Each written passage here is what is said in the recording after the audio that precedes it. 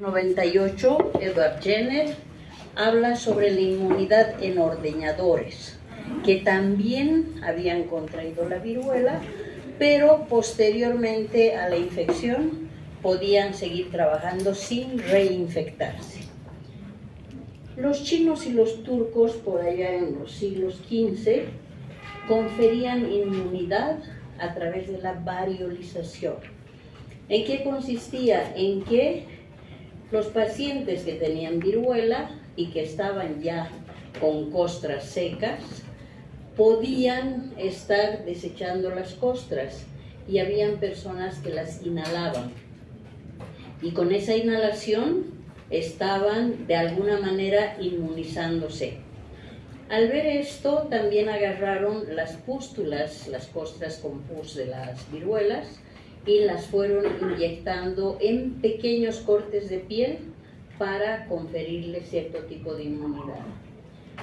Ya Jenner inocula el líquido de esas pústulas y posteriormente a esa pequeña inoculación hace la inyección con el virus correspondiente, demostrando que tenían cierto tipo de inmunidad.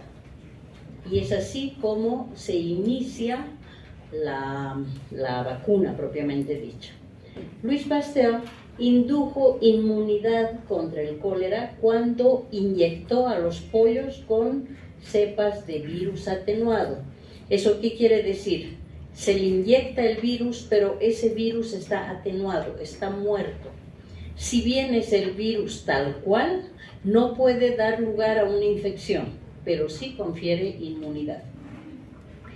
En 1881 vacuna a un grupo de ovejas con el bacilo anthracis, también atenuado, y después los infecta con el bacilo de anthrax y muestra que hay inmunidad. En 1882 Elie Mechnikov postula la teoría de la inmunidad celular al reconocer que existe fagocitosis en los tejidos. Y así continuamos con Ruth Yersin en 1884, cuando ya inyectan la toxina tetánica. En 1884 también Pasteur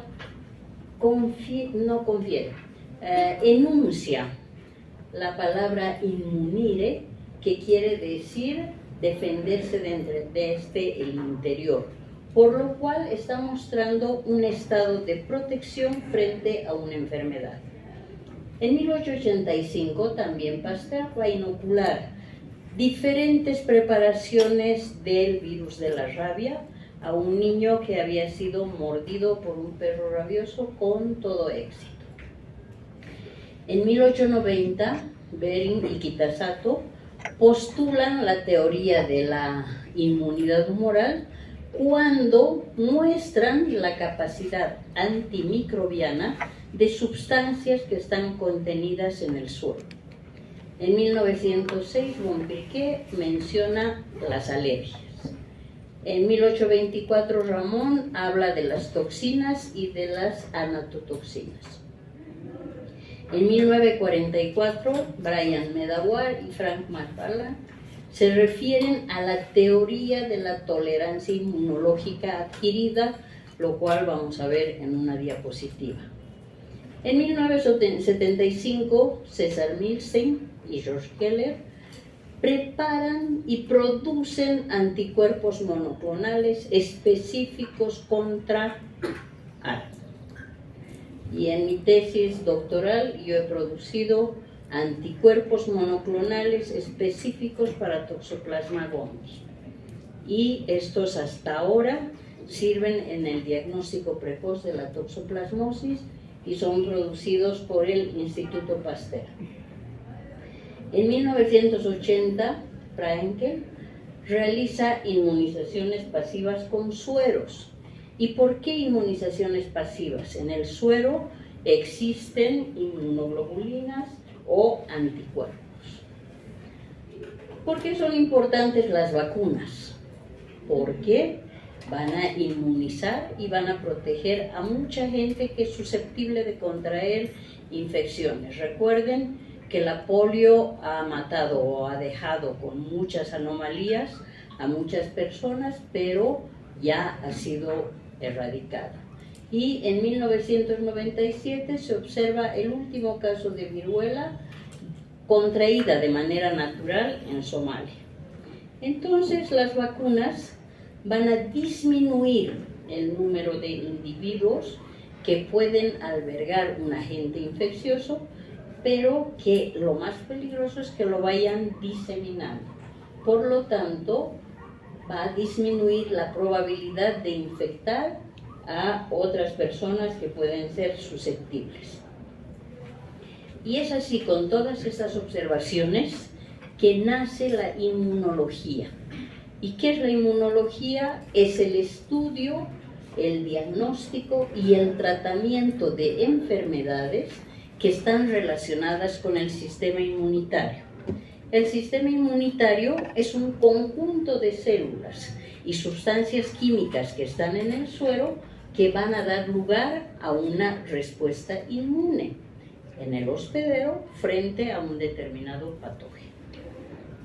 Y esa respuesta inmune es una respuesta conjunta que va coordinada con el sistema inmunitario, que desencadena una fuerte respuesta cuando hay un agente patógeno que se introduce. ¿Y cuál es la finalidad? De conferirle una inmunidad o protección a ese hospedero. Y la inmunidad viene del griego immunis, que quiere decir exento, exento de cierto agente. El sistema inmunitario está diseminado a través de todo el organismo. ¿Por qué? Porque las células que van a reaccionar son las células que tenemos en la sangre o en los tejidos. Pero hay una diferencia.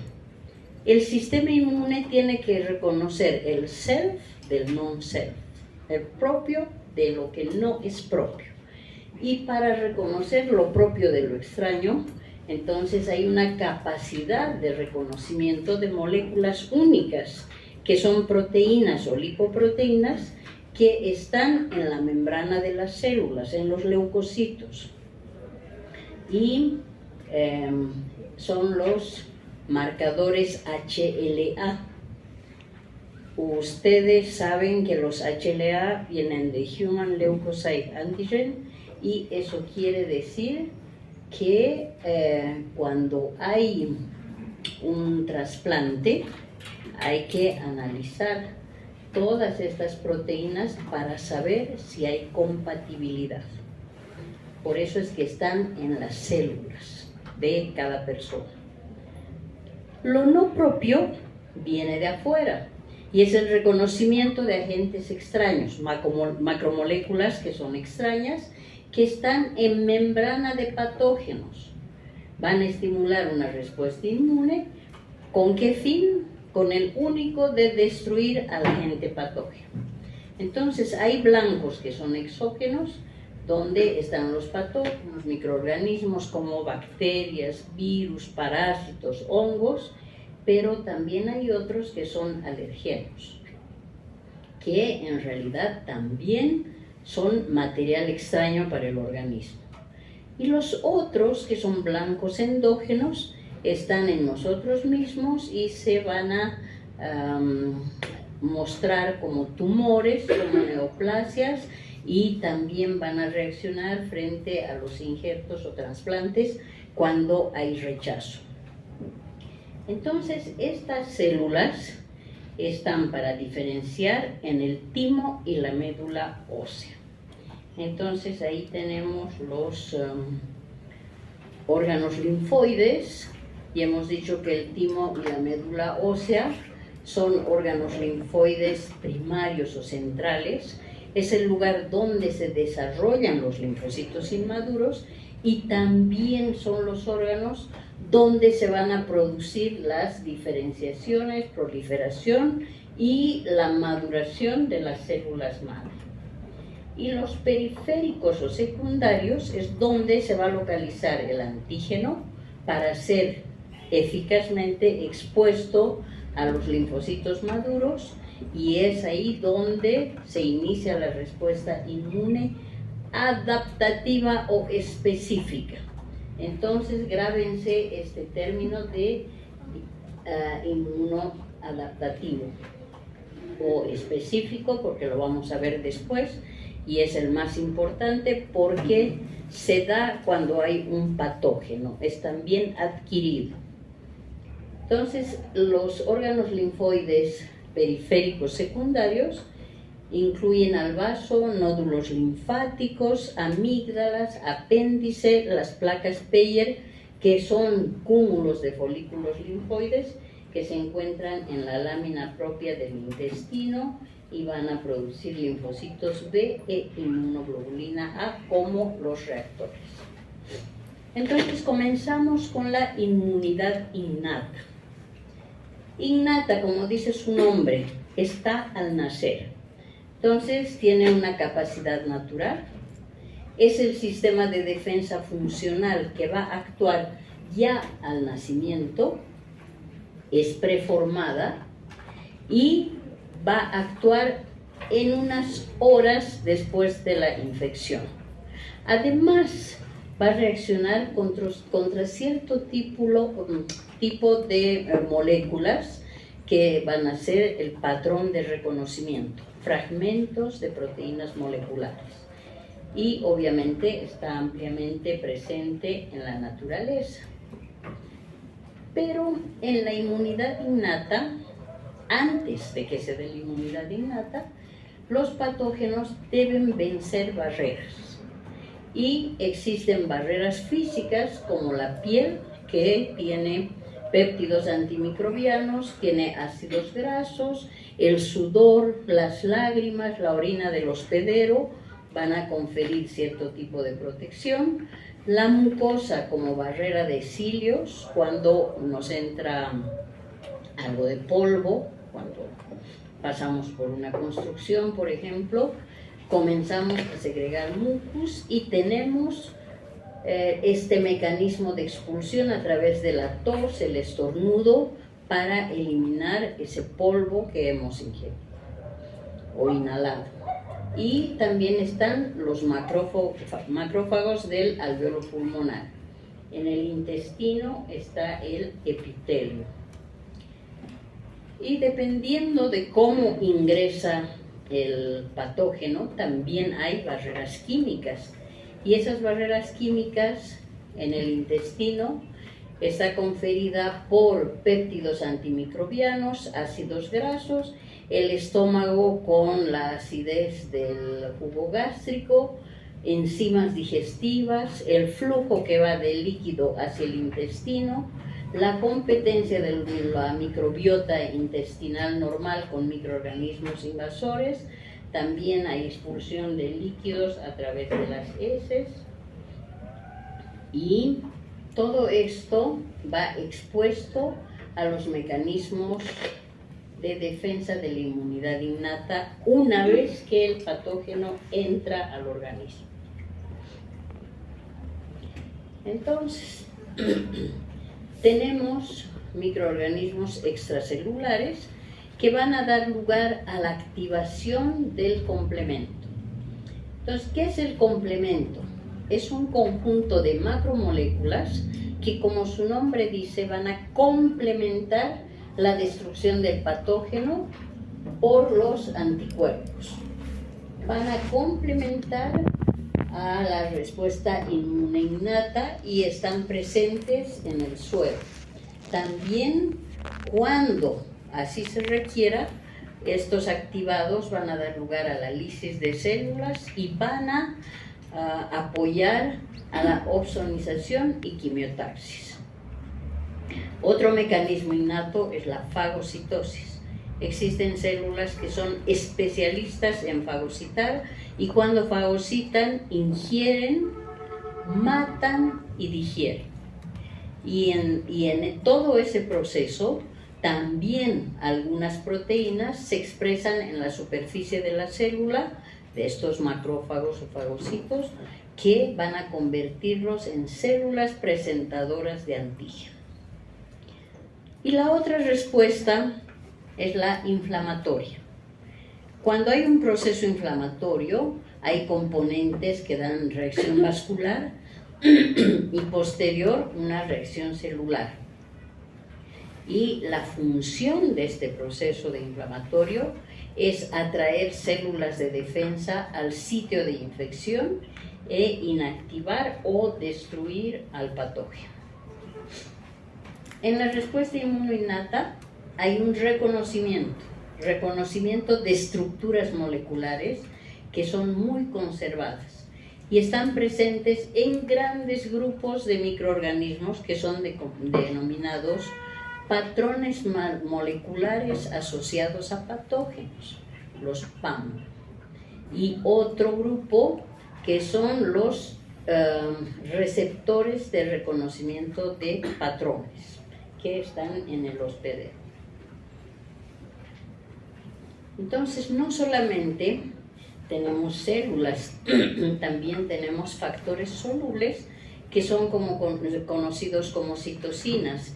Y estos factores solubles, dependiendo con quienes interactúan, van a modelar el equilibrio de la respuesta inmunohumoral y la respuesta inmunocelular a través de sus receptores. Y están consideradas esas citocinas como el lenguaje entre las células. Por eso se llaman interleucinas, porque van a intervenir entre leucocitos o factores de crecimiento. También están las quimioquinas que van a estar presentes cuando las células salgan del tejido hacia la circulación. Están los más conocidos, el interferón y el factor de necrosis tumoral, como las citocinas que son favorables. Entonces, cuando tenemos un agente patógeno, y hemos dicho bacterias, virus o parásitos, cualquiera de estos cuando ingresa al organismo va a causar infección. No todos llegan a dar una enfermedad. Entonces se produce la infección, pero tenemos que tener en cuenta que dependiendo del microhábitat, el lugar, el espacio donde se colocan para multiplicarse o donde se reclutan algunas veces, entonces van a ser combatidos de manera diferente. Entonces tenemos el ojo, el cerebro, el útero gestante y tenemos también los testículos como órganos privilegiados. Si hubiera una respuesta inmune en el ojo, se imaginan el daño que produciría, al igual que en el cerebro o en el producto cuando la mujer está gestando. Entonces, cuando ya tenemos el inicio, el ingreso, si ustedes quieren, del patógeno al organismo, ya ha vencido las barreras físicas y químicas que hemos mencionado y se va a instalar la inmunidad innata. Entonces, la inmunidad innata es no específica. Eso tienen que tener bien en cuenta como diferencia a la inmunidad adaptativa, que es una inmunidad específica. Ya vamos a ver por qué es específico y por qué es no específico. Hemos dicho que la innata se da rápidamente, que responde a las PAMs, permite un lapso de tiempo corto para que desarrolle la inmunidad específica, no es selectiva, vence barreras físicas y químicas previamente y hay defensas celulares. En la adaptativa o específica, la respuesta es lenta y está disponible a los 14, 21 días, dependiendo del tipo de infección. Va a responder a antígenos específicos y es altamente selectiva. Va a ir solamente dirigido contra una proteína. Los antígenos o microorganismos son mosaicos de proteínas, entonces cuando decimos que es selectivo, va a reaccionar solamente con un pequeño fragmento. Y va a instalar una respuesta inmune celular que va a estar mediada por linfocitos T y va a generar las células memoria, cosa de que si la misma persona se reinfecta con el mismo patógeno, su respuesta va a ser más rápida y va a ser leve, ya no lo va a enfermar. Y obviamente está el producto final de una respuesta adaptativa es la producción de anticuerpos específicos contra ese antígeno. Entonces aquí tenemos especificidad, tenemos memoria y tenemos diversidad. Si nos paramos un poquito en esta diapositiva y vamos a hacer jugar un poco la mente con imaginación y fantasía, todo se puede, ¿no es cierto? Entonces vamos a hablar de diversidad. Diversidad van a ser clones preformados y va a tener una activación selectiva cuando el patógeno que nos infecta ponga en marcha el mecanismo de activación. La especificidad, la capacidad de los anticuerpos de reconocer a los receptores de un solo determinante antigénico. Y la memoria, cuando hay una buena respuesta, hay células que se generan, células de memoria contra ese agente específico. Entonces ustedes se van a imaginar la diversidad de los equipos de fútbol que hay en el mundo. En todo lado se juega fútbol. En todo lado hay jugadores que pertenecen a un equipo. Entonces nosotros sabemos que están jugando la liga tal, la liga cual, y después, cuando los vemos en la televisión, vemos a los rosaditos y a los azules que están jugando. No sé si la flecha me marca. Que vemos que están jugando y cuando juegan solo los reconocemos por la camiseta. Sabemos que son dos equipos, uniforme el rosadito y el azul, ¿no es cierto? Pero no sabemos más. Hasta que les vemos la insignia que tienen. Entonces cuando les vemos la insignia decimos, ah, había sido tal equipo que está jugando contra el otro. Entonces ahí ya estamos viendo de alguna manera algo más concreto.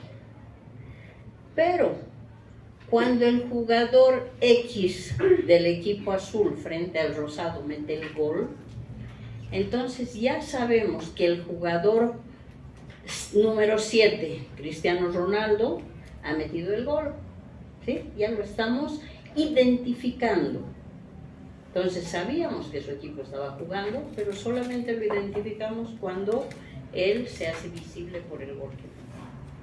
Entonces es así que se va generando la memoria específica contra un agente, contra una molécula del agente. ¿Queda claro?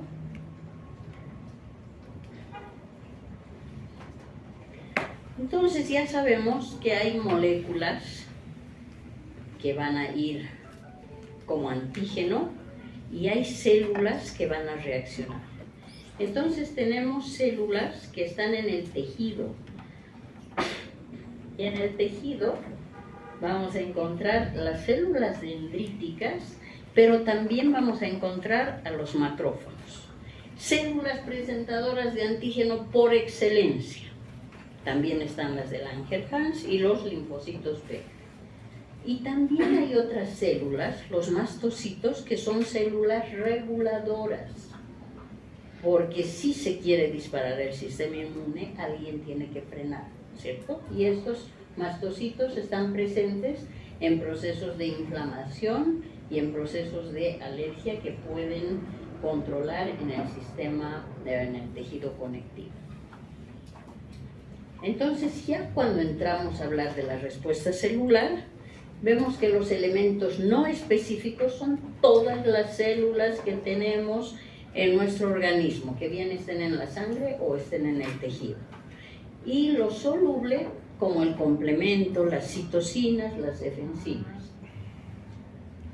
Y en la respuesta humoral Ya tenemos elementos específicos, tenemos células presentadoras de antígeno que van a reaccionar con linfocitos T y B, y vamos a tener también a los macrófagos. Los macrófagos, quiero que tengan en cuenta bien que son células especializadas para destruir al patógeno.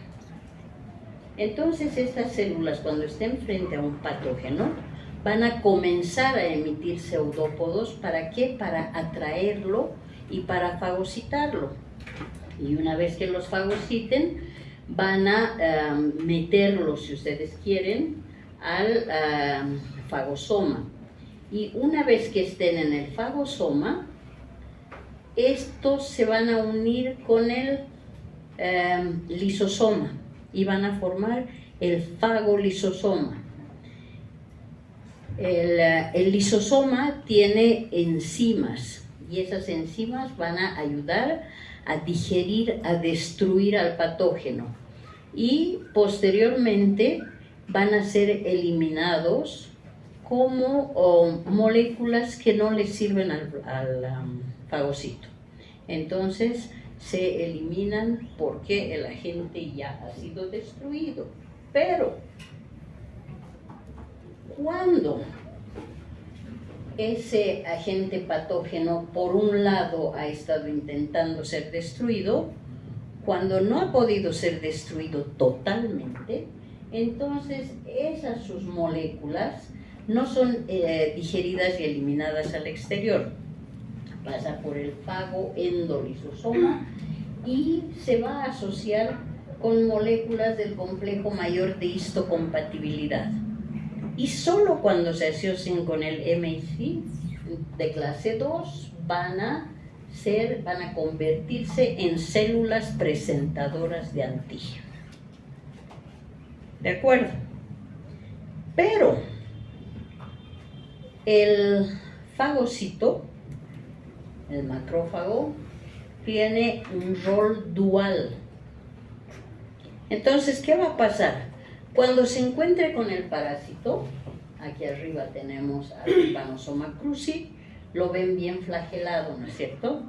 Cuando T. cruzi se acerca a una célula, se une a la célula, hay un reconocimiento, y ese reconocimiento hace que moléculas del núcleo del parásito y moléculas del núcleo de la célula hospedera tengan un intercambio.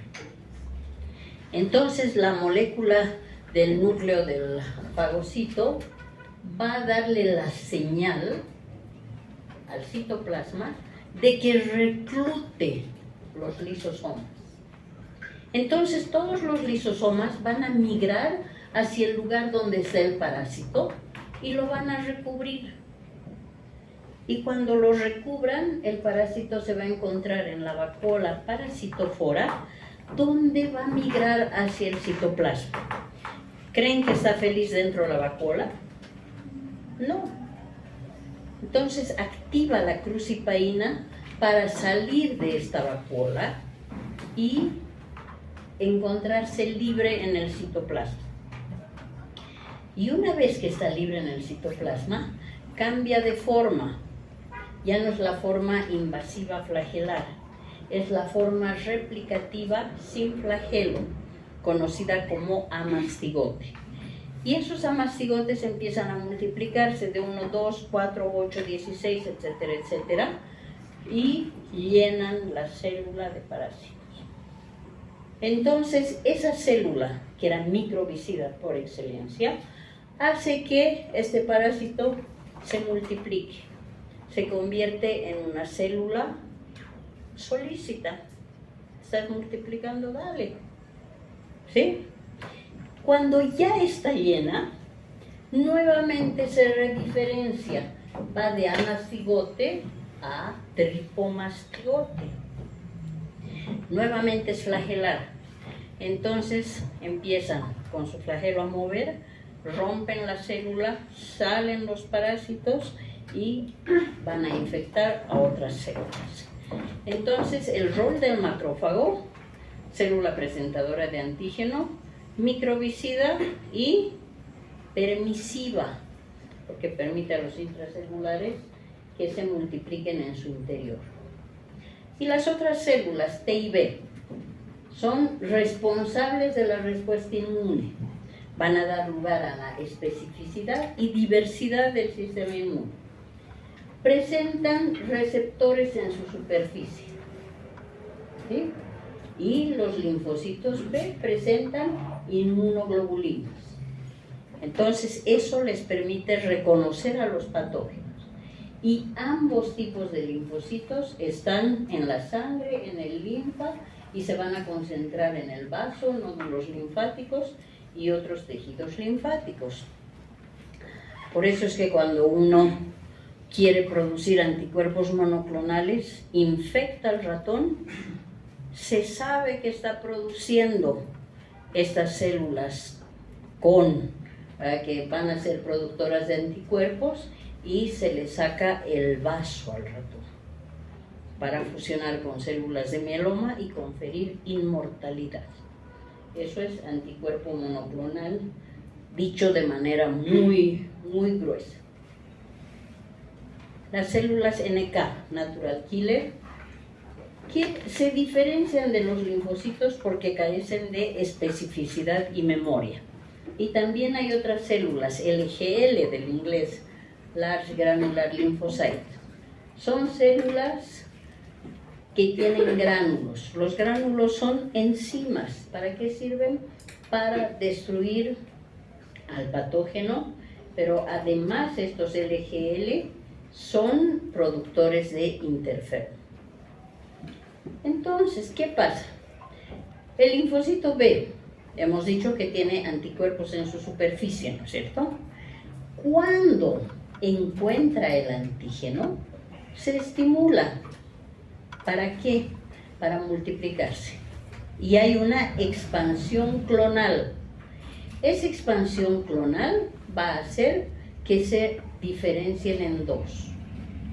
Células memoria, que van a expresar anticuerpos en la superficie, y las células que se convierten en plasmocitos, que son productores de inmunoglobulinas. ¿De acuerdo? Entonces, ya entrando a la defensa inmune como tal, tenemos la primera línea, que es la rápida, donde van a actuar los mecanismos externos para evitar el ingreso del microorganismo, y van a ser las barreras físicas y químicas. Y recién cuando esto esté vencido, va a haber una segunda línea de defensa, que es la inmunidad innata, que va a actuar cuando el patógeno ingrese y va a poner en marcha células NK, citocinas, los procesos para la inflamación, el complemento para destruir a ese patógeno. Y la tercera, la importante, es la específica, que es la inmunidad adaptativa. Y en esta tercera línea tenemos la respuesta inmunohumoral, con la producción de anticuerpos específicos, y la respuesta que va a ser mediada por células presentadoras de antígenos, linfocitos T y B. ¿Para qué? Como el patógeno ya está dentro, se está multiplicando, se quiere instalar, entonces hay que neutralizarlo y eliminarlo si es posible. Entonces ahí entra el reconocimiento del antígeno, se da la diversidad, las células memoria y las células plasmáticas que van a producir o secretar cierto tipo de inmunoglobulinas.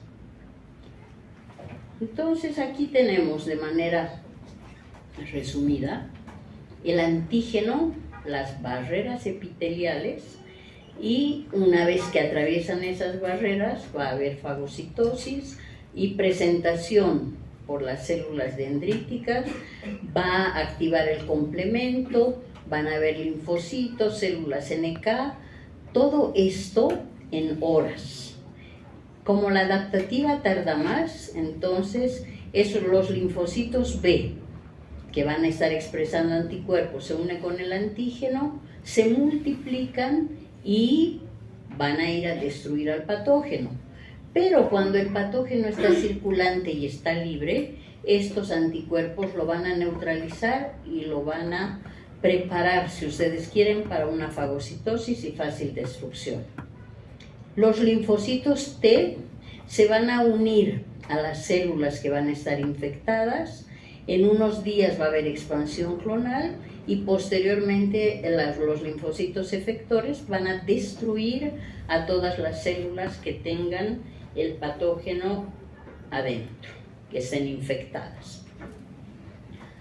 Ahora, todas estas células van a cumplir roles específicos. Tenemos las células epiteliales, que son la barrera física y química. Son las células las que van a comunicar hacia el interior, los fagocitos que van a ingerir, matar y digerir, las células NK que van a destruir a las células infectadas o a las células tumorales, y después los linfocitos. Los linfocitos helper van a secretar citocinas que van a estimular la proliferación, diferenciación y maduración de los linfocitos, van a mejorar la función celular, van a regular la respuesta inmune y van a fortalecer la defensa activando a otras células. Los linfocitos citotóxicos van a estar para destruir específicamente a las células infectadas y en algún caso también a las células tumorales. Y todo este proceso con los linfocitos T citotóxicos van a conducir a la apoptosis o destrucción de las células de forma ordenada. También existen linfocitos reguladores del sistema inmune. Cuando este se dispara, ahí entran las reguladoras para el control. Y los linfocitos B, ya hemos repetido varias veces, pero lo seguimos haciendo porque es importante, expresan, aparte de los receptores, expresan inmunoglobulinas o anticuerpos en su superficie y van a bloquear la capacidad de infectar porque ya van a formar un inmunocomplejo. El linfocito B con el anticuerpo va al antígeno y se forma el inmunocomplejo, que ya no tiene la misma capacidad de infectar. Y cuando están en esa situación, son fácilmente fagocitados y también estos linfocitos B son responsables de la respuesta humoral al convertirse en plasmocitos o células productoras de anticuerpos. Es por eso, por estos anticuerpos que están en el suero, que las células y los componentes del suero son efectores de la inmunidad. Entonces, los linfocitos T y los linfocitos citotóxicos tienen otra forma de reacción por el tipo de asociación que tienen. Ahora, los anticuerpos. Un anticuerpo es una molécula, vamos a decir una Y. Esta parte tiene las fracciones variables, ¿no? La cadena pesada, la liviana, que está asociada con puentes disulfuro, al igual que entre la pesada, y tienen la sección variable. Esta sección, al igual que esta, son las partes que se van a unir con el antígeno. Es la fracción FAB, Fragment Antigen Binding. Entonces, este FAB quiere decir es la parte que se va a unir con el antígeno. ¿De acuerdo? Ahora, les voy a decir que se acuerden de este fragmento, que es el fragmento como constante, cristalizable también se llama, es el FC. Entonces, guarden en mente esa parte del FC porque en algún momento les voy a hablar de. Entonces, los anticuerpos, grupo de proteínas globulares del suero, y además es una molécula que va a tener esos dos sitios de unión con un epitope. Epitope, una palabra nueva, ¿no ve? El antígeno. Entonces el antígeno interactúa con una pequeña porción, ese es el epitope. Pueden haber varios en una molécula, pero se van a imaginar como la cerradura y la llave. Cerradura antígeno, llave anticuerpo. Entonces, ¿qué pasa? Cuando ustedes meten la llave a la cerradura, abre, ¿no es cierto? Cuando meten una llave que se parece en un 90% y le hacen movimiento y casa, decimos, ¿no ve? ¡Paf! Se abre. Entonces, lo mismo sucede con anticuerpos, que tienen gran cantidad de proteínas que son parecidas a la del antígeno para el cual han reaccionado y se unen, pero no se unen en un 100%, sino en un 90%. Por eso es que hay reacciones cruzadas, porque se parecen tanto que se confunden. Entonces vamos a hablar en el diagnóstico, hay reacción cruzada. ¿Por qué? Porque es una molécula tan parecida que también se le identifica. Entonces, esa es la unión del antígeno. Antígenos, moléculas de virus, bacterias, proteínas, hongos, parásitos y otros que se llaman priones, que son proteínas autoamplificadas. Y eso da lugar a las inmunoglobulinopatías, que no siempre son patógenas cuando estamos hablando de polen y tejido trasplantado. Pero los determinantes antigénicos o epitopes van a ser reconocidos por una sola célula T. ¿Sí? Y como hay clonalidad, entonces van a ser muchas células para un mismo determinante antigénico, pero todos van a tener la misma especificidad. Y aquí tenemos una molécula de antígeno. Ya les he dicho que los parásitos son mosaicos de proteínas y no todas las proteínas son inmunógenas. ¿Eso qué quiere decir? Que no todas las proteínas tienen la capacidad de dar lugar a la producción de anticuerpos o desencadenar una respuesta inmune. Entonces aquí vemos que hay un epitope y dos en la misma molécula y otros de otro peso molecular, si ustedes quieren, que están igual identificando a ese parásito. La inmunidad humoral, traducida a través de inmunoglobulinas o anticuerpos. Hay 5 tipos de inmunoglobulinas. IgM pentámero. Entonces es además el anticuerpo que aparece al inicio de la infección.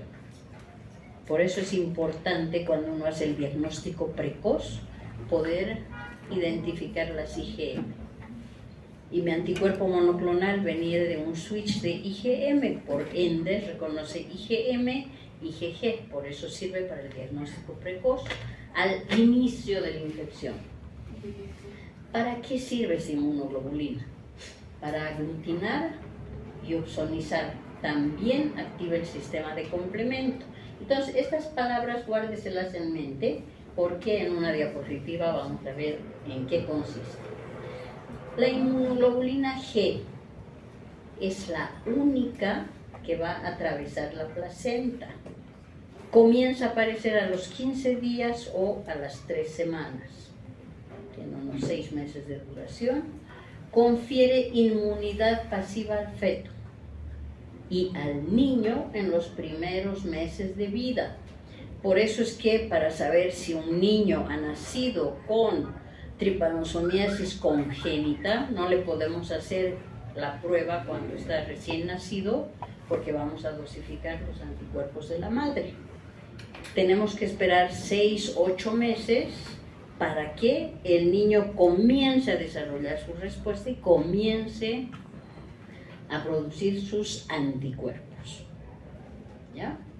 La IgA es una inmunoglobulina específica de secreciones, saliva, calostro, lágrimas, secreción intestinal, genital, respiratoria. Protege la superficie epitelial del sistema digestivo, genitourinario y respiratorio. La IgE protege contra parásitos que van a ir al epitelio respiratorio y también al epitelio intestinal. La unión del antígeno con IgE va a dar lugar a la secreción de mediadores de inflamación y de alergia, pero además intervienen los mastocitos basófilos y eosinófilos que van a degranularse frente al agente infeccioso.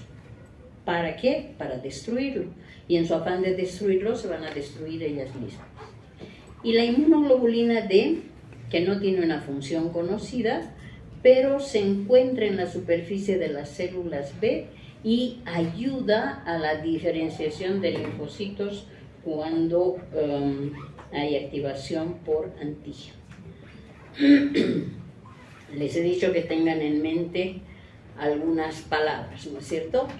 Tenemos en la primera, en esta, tenemos bacterias. Esas bacterias se van a neutralizar con anticuerpos. Estamos hablando de neutralización. Una vez que se forma el inmunocomplejo, antígeno-bacteria, estas ya no actúan igual que con los virus, con los parásitos. Aglutinan, se juntan. Recuerden que el IgM es un pentámero. En cada uno de sus brazos va a asociar a un patógeno y va a aglutinarlos. Y otros que van a precipitar. ¿Cuándo? Cuando el antígeno soluble se encuentre con antígeno circulante y precipiten juntos. Entonces, tanto la neutralización, la aglutinación como la precipitación van a facilitar la fagocitosis y la destrucción de los patógenos por el fagocito. Pero hemos dicho que era muy importante la activación del complemento. Entonces ya hemos visto varias veces que cuando cierto tipo de células activan el complemento. ¿Qué quiere decir activar el complemento? Cuando hay antígeno, anticuerpo y hay sistema de complemento, la pared de la célula del patógeno es atacada. ¿Y cómo se ataca? O si no es el patógeno, es una célula infectada. ¿Cómo se ataca? Produciendo poros. Al producir poros en la membrana, ya no es una célula íntegra. Ustedes tienen un globo lleno de agua, lo pinchan, ya no sirve, ¿no es cierto? Y si lo pinchan por varios lugares, ya está destruida la célula. Entonces, es por eso que la fijación de complemento es sumamente importante en la destrucción de patógenos por la lisis celular que produce. Entonces, las células presentadoras de antígeno van a captar al antígeno o a las proteínas del patógeno y van a transportarlo hacia los órganos linfáticos. Van a presentar a los linfocitos vírgenes, o naïf también se dice, para desencadenar la respuesta inmune. Pero también van a haber otras células efectoras, como los linfocitos T y las células NK. Entonces, ¿por qué se llaman efectoras? Porque intervienen en etapas finales para dar resultado a una respuesta inmunitaria, siempre con el fin de eliminar al patógeno. Entonces, esos linfocitos activados van a interactuar al igual que los fagocitos mononucleares y otros linfocitos para destruir al agente en diferentes etapas de infección. Y cuando la célula presentadora de antígeno es captada por un linfocito T virgen o por un linfocito T también virgen, van a reconocer al antígeno, van a desencadenar una respuesta que va a dar lugar a la expansión clonal.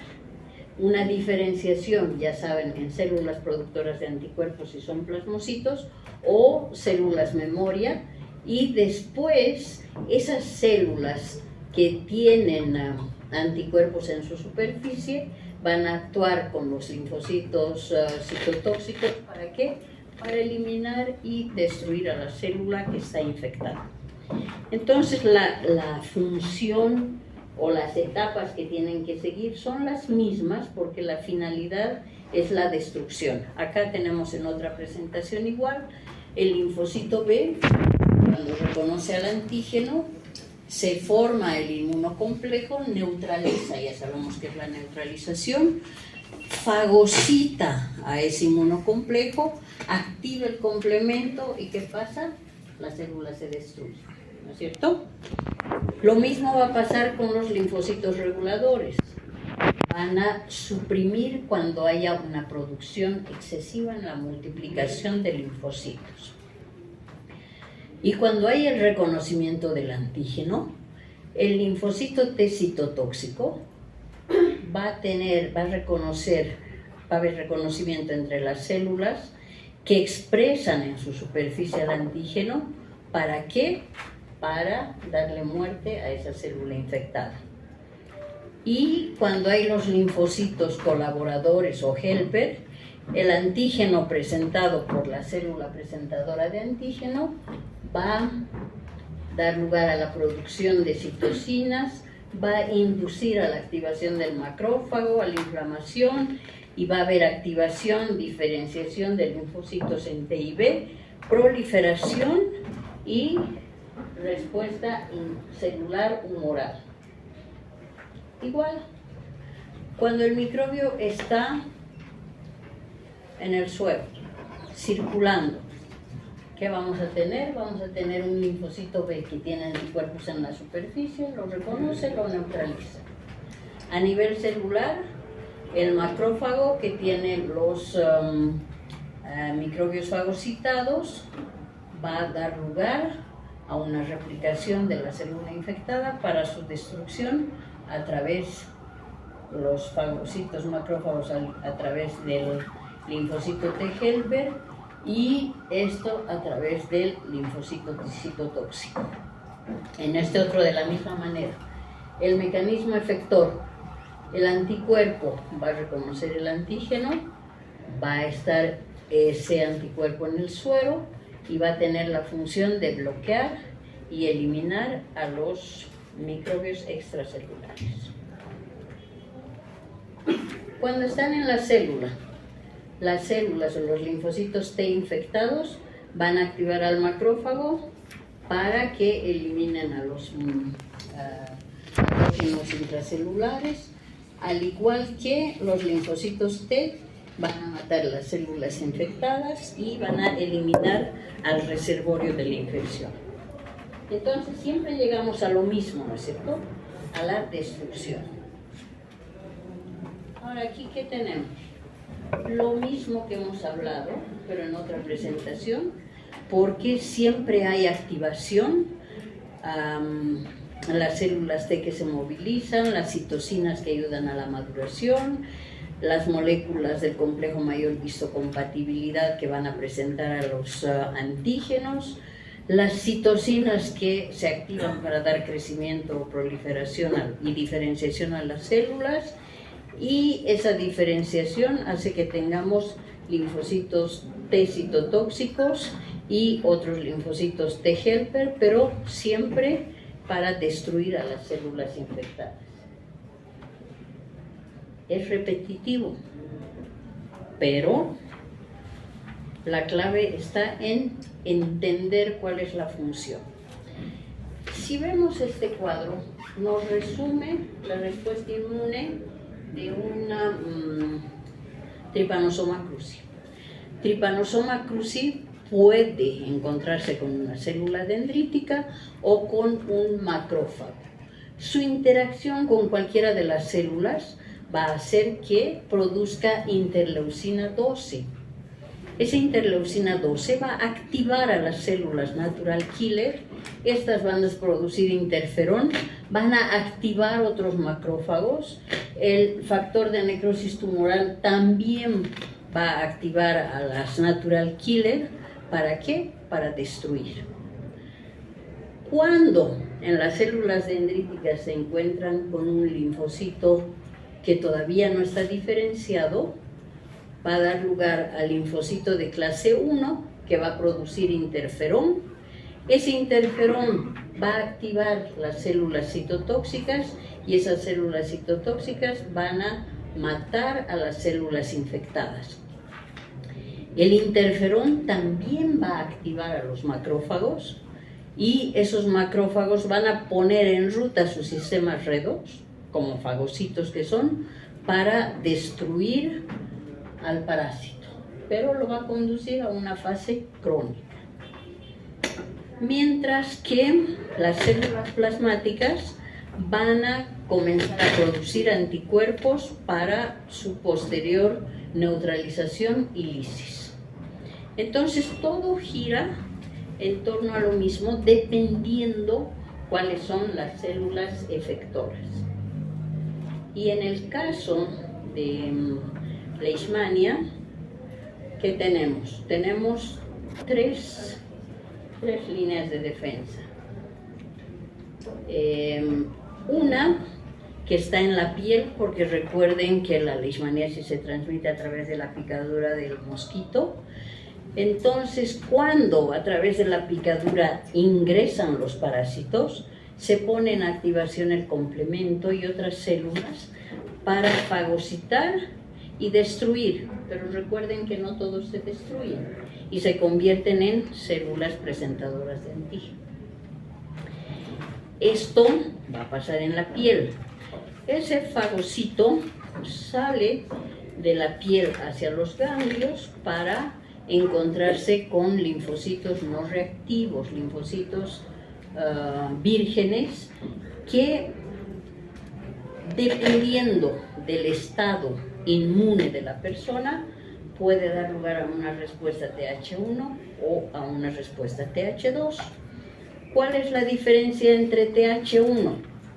TH1, linfocitos helper, productores de interferón. El interferón es potente destructor, ¿cierto?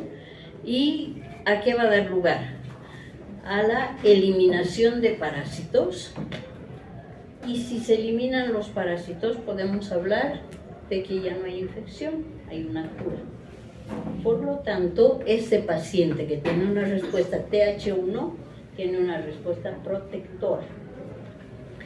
Este otro paciente tiene una respuesta TH2. En su entorno tiene interleucina 4, 5, 10, 13, que van a dar lugar a una desactivación del macrófago. ¿Sí? Por ende, al no haber interferón, no hay activación de macrófago y estos que están desactivados van a multiplicar al parásito. Y esa multiplicación va a dar lugar ¿a qué? A una progresión de la infección. Por ende, lo va a llevar a la enfermedad. ¿Sí? Entonces, TH1 igual protección, cura, entre comillas, y TH2 igual continuidad de la infección, una progresión y por ende patología. Ahora, frente al Mintos les he dicho que hay otro tipo de respuesta, ¿no es cierto? Porque como son grandes, no van a ser fagocitados, entonces se van a encontrar, imagínense un ascaris. Cuando esté presente va a haber un estímulo de células caliciformes que van a empezar a producir mayor cantidad de mucus, va a haber mayor peristaltismo porque hay que hacer algo para eliminarlo. Pero además va a haber una inmunoglobulina A que va a bloquear la cavidad bucal y el poro genital. Entonces ya está mal, ¿no es cierto? Ya está inmovilizado. Después vamos a tener las células plasmáticas que van a producir inmunoglobulina E. Vamos a tener eosinófilos, ¿no? Y vamos a tener mastocitos y otros neutrófilos, que son células granulares. Recuerden que esos gránulos son bolsas de enzimas. Entonces, cuando haya una inflamación, van a haber mediadores, va a haber el factor activador de las plaquetas y otros factores que se van a poner en ruta, todos con el afán de matar a este organismo extraño que es grande. Vierten sus gránulos, lo destruyen por un lado, por otro lado los mastocitos emiten una señal al tejido